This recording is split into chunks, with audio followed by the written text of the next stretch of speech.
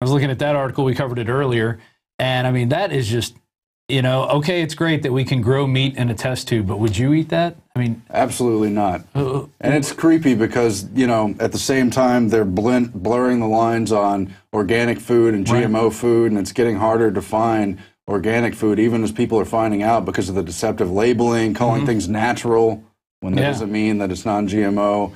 Natural doesn't mean anything. But this article is really almost at the Soylent Green level. It is. You know, of course, where they use people for the food, and we're all supposed to eat it. And it's just such a sick system. There's so much that science and technology could do, but the way the research dollars flow through these foundations, it used to be the Rockefeller Foundation, the most important one. They control the research and steer it towards their own designs. So, of course, all this great technology is used only for control. And almost exclusively. People don't see that because they don't, you know, come up with a grant that says, "Hey, we want to figure out how to depopulate the planet."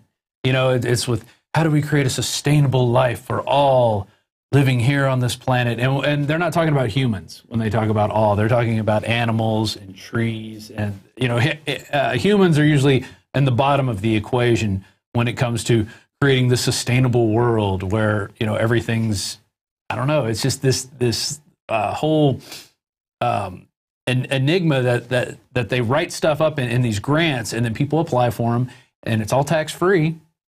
So what are you going to get? In the end, you get a steered movement, and people don't see it. It's been happening for generations. So, I mean, we've been dumbed down. We're part of that process because we're third, fourth generation in.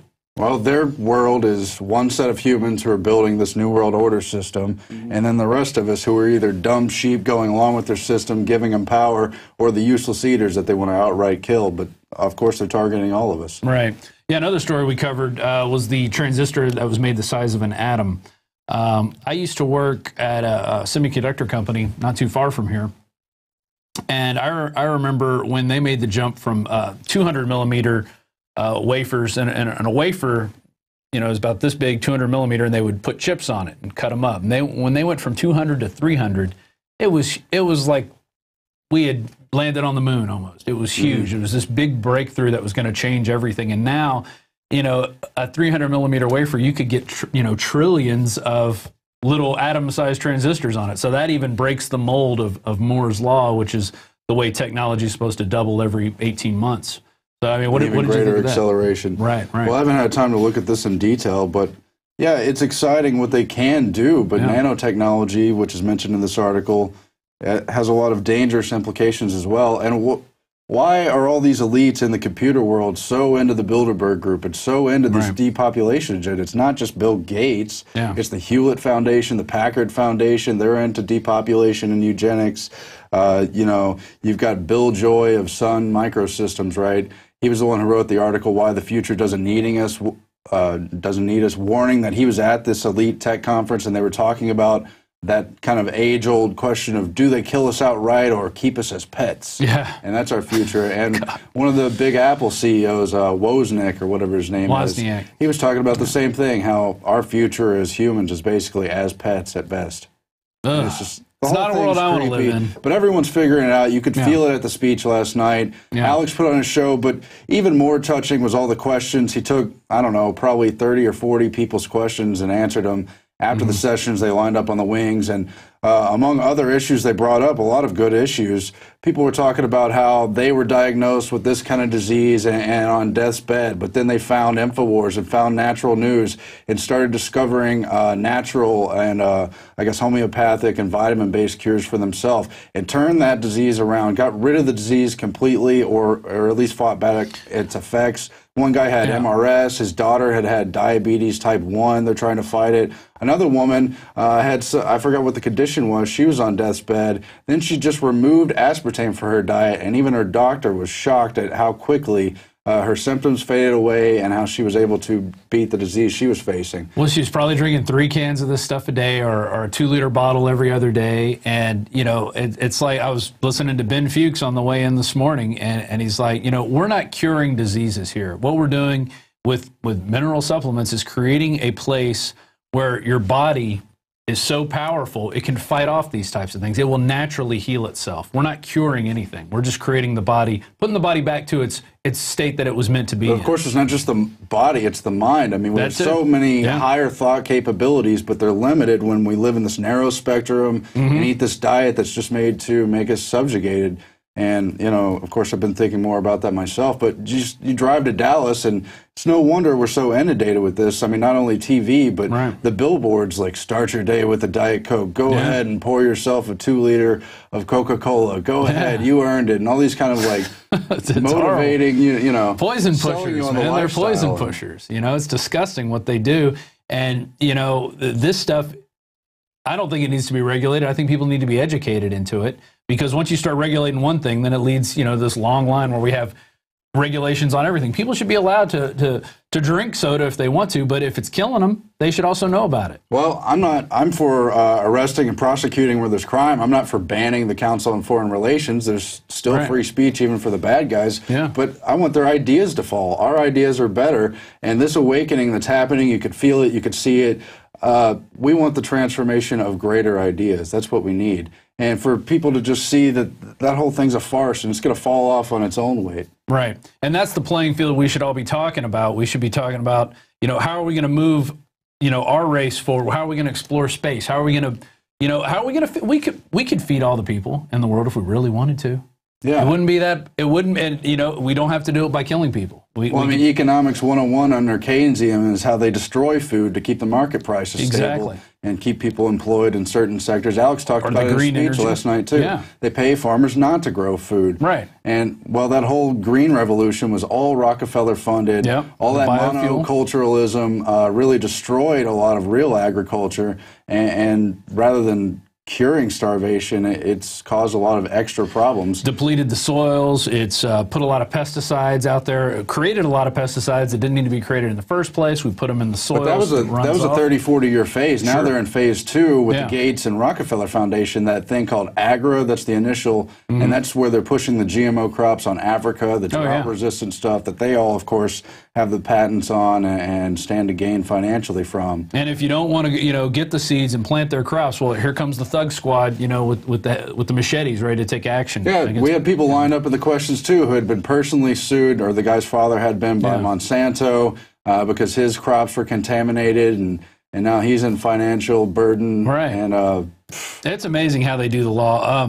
I played a video earlier about what's going on with me in Pittsburgh. I went up there and was trying to come up with a resolution to this, and the company, the insurance carrier who is in charge, you know, they have representatives from the city and the police there, but they don't have any decision-making power. It's all down to this insurance company. And guess who's at the top of that pyramid? AIG. Well, that's nice. A company we bailed out, and they're going, no, we're not going to do anything. We don't really care about the First Amendment. We're not interested in talking with you. You know, we're just going to try and suck as much blood out of you as we possibly can. It was pretty disgusting. But while Goldman Sachs buys collapse insurance on AIG and plays both sides to make a huge killing. There you go. And then why we also bail them out to the billions of dollars. And it's disgusting. Aaron, we're going to Orlando, and we're going to be there this next Sunday. And there's the website there. It's Alex Jones' Blueprint to Defeat the New World Order. Sunday, February 26th, 7 p.m. Eastern at the Orlando Highlight.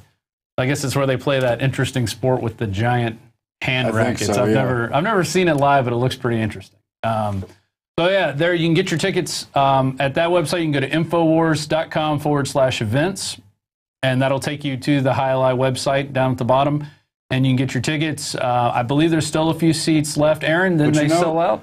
That's right. Dallas was a packed house, but, you know, it's really something to see Alex speak. He really hits his stride. It's one thing to hear him on the radio. That's inspirational, too.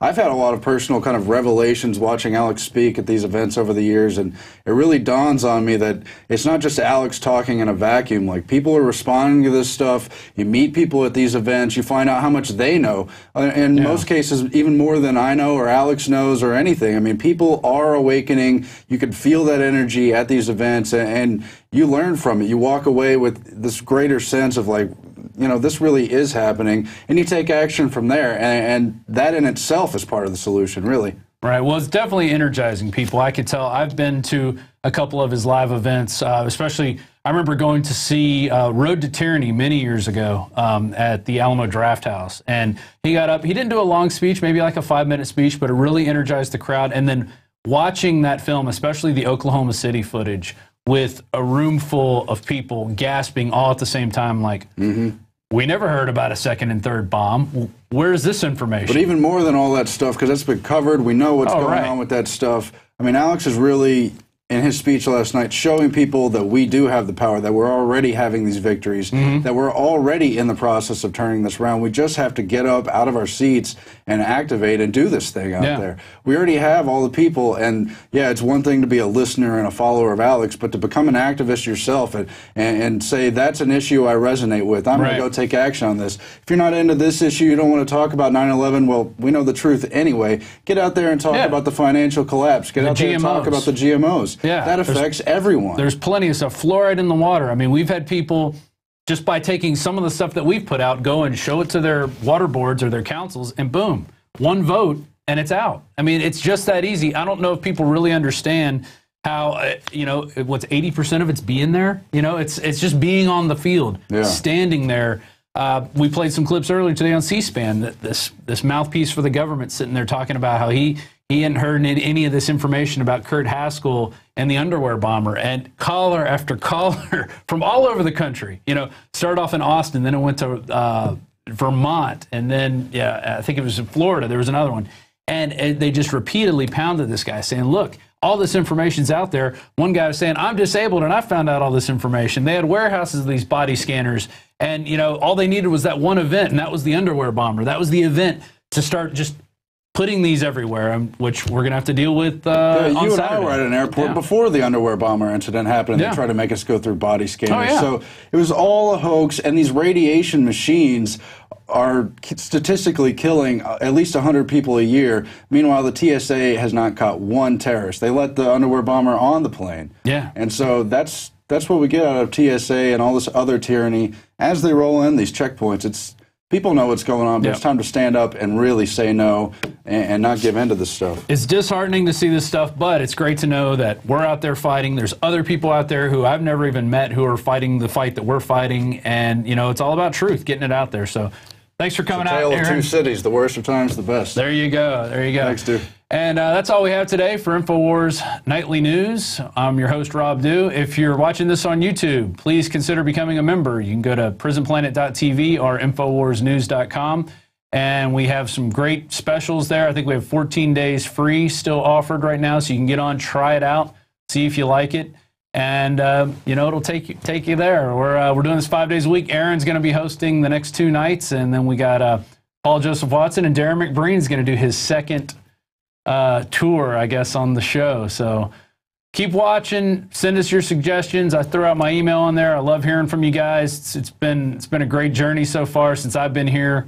In early 2009 is when I started working here, but I was an info warrior long before that. So you know, if I wasn't working for Alex, I would still be out there shooting chemtrails and making videos and trying to wake people up, because that's what it's all about. So thanks for watching, and we'll see you tomorrow night.